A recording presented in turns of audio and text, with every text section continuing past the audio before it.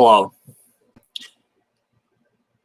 Madness has descended upon much of America.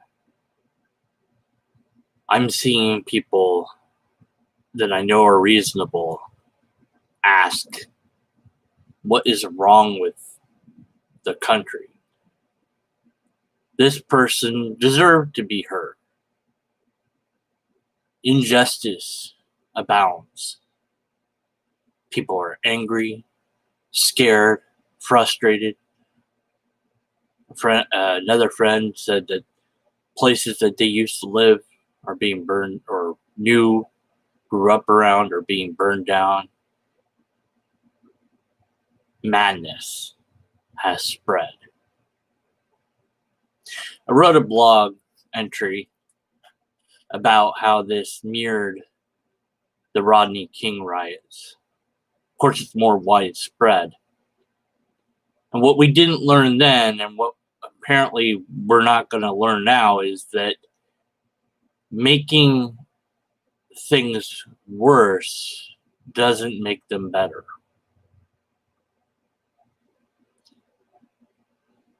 An injustice was done. No debate there. A protest can be a mechanism to cause change, but it must be done correctly. Riots are not the correct way. Destroying personal and/or private property and inflicting harm upon others is not a good way forward. We know that. Yet, it's easy to do. Meanwhile, the police do not seem to be helping matters. I've seen many clips of different examples of police abusing their power. This harkens back to the Stanford prison experiment. The police appear anonymous. That is, they're all dressed rather similarly. You can't tell who's who, and they're given power. They're told that they must enforce the law, and yet they police themselves. So they're not necessarily going to be held to the same standards, even though they technically should be held to the same standards.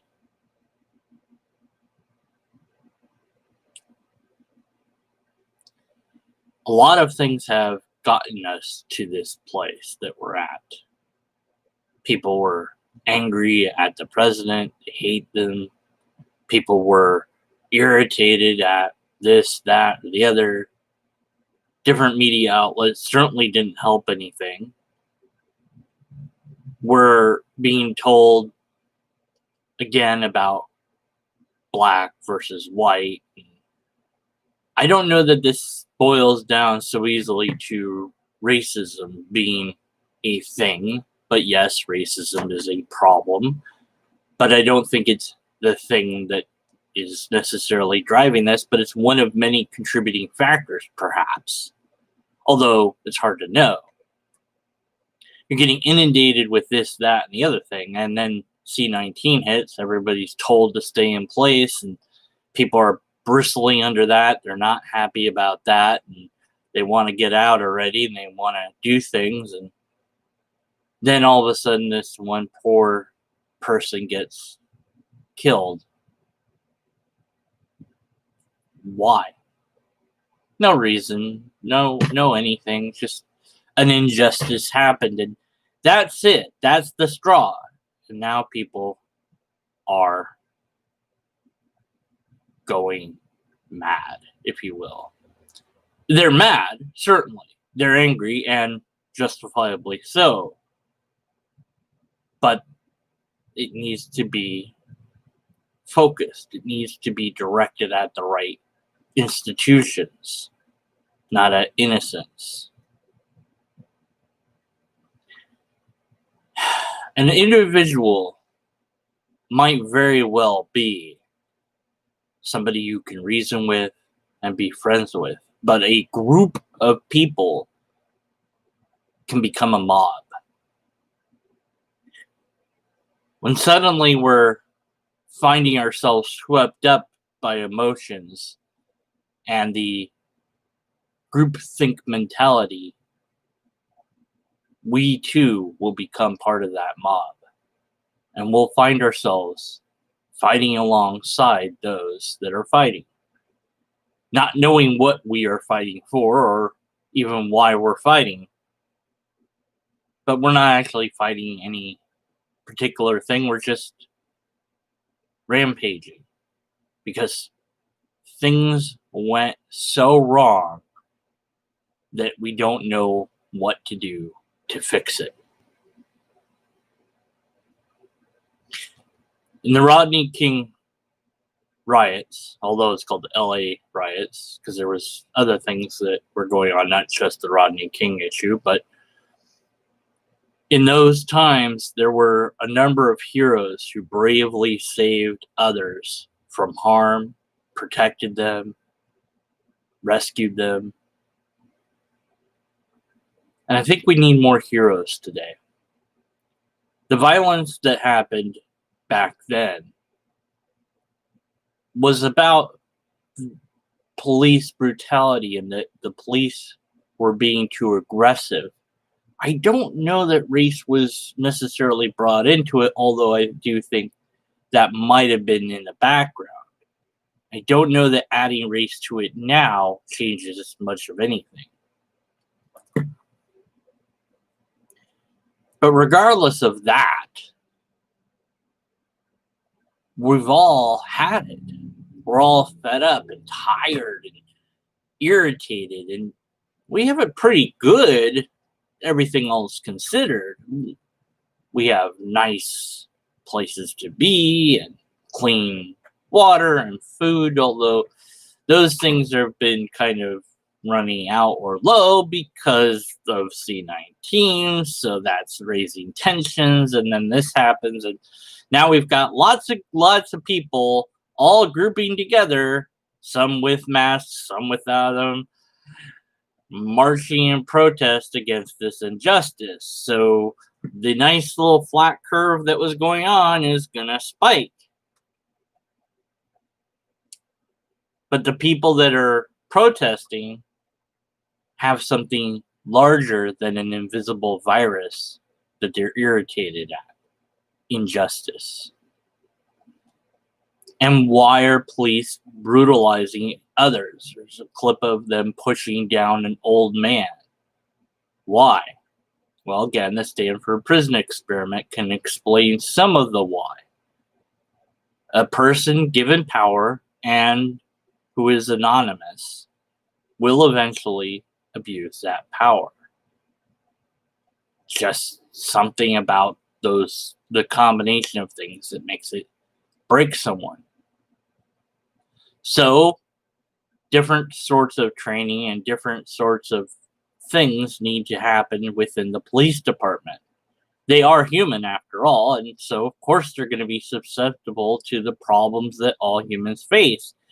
Then tell them to go work, even though there's a virus, and clear out this block by any means necessary, and it's you versus them, and you better be strong and show them that you're the boss, or they'll group up on you, and then you have results like this where they're pushing down old men that aren't doing anything. Because in that mindset, it makes sense to do that. Not that it actually makes sense, but the situation has forced their psychology into that position.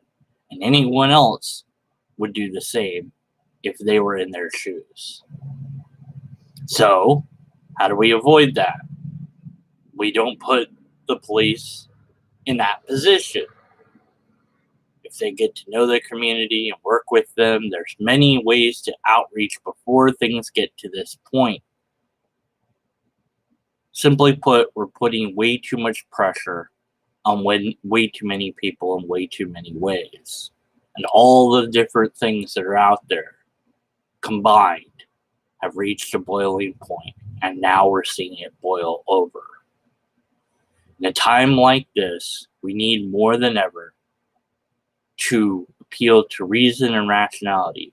Yes, injustice has occurred, is occurring, will occur again later, and how we respond to it is as important, perhaps even more important, than doing something to fix it. In fact, the way that we fix it might spell out how it is used later on ourselves. We must meet this crisis with reason and logic, even though we're going to be tempted to use emotions and anger and rage. The good news is that the first commercial space flight has launched and it's on its way, or probably by now is docked with the International Space Station. So that's pretty cool. We'll have more space flight going on. But that minor blip of good news is lost amidst the insanity of everything else going on. Maybe things were too good, and so in the relative peace, people have decided to break things to see what would happen. I don't know. But now things are pretty bad, and I don't know if they're going to get worse. But the only way that I think that they can get better is in each small or large way that we can to do something positive. This is the only thing I know that to do is offer my humble words and encouragement of love, of peace, of logic and reason. Let us meet injustice with justice. Let us meet hate with love, intolerance with tolerance. By doing that, we will succeed in changing these things. By participating in more injustice, intolerance, or violence, we're only making those things more powerful. For those that want to or are protesting, let us remember that there's also a virus out there. And it may be there are other ways to protest than to march down streets together. Perhaps there's a better way for your collective voices to be heard in this modern day and age.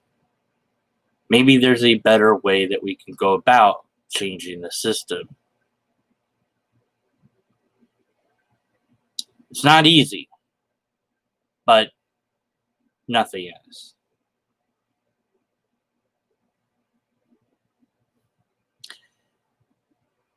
I hope that you are able to pull in your emotions and to rein in the rage. I know it's what's going on is wrong, and I know that it's troubling and that we don't know what to do about it. But we can all be small heroes. And maybe some of you will be able to be larger heroes. And that's what we need.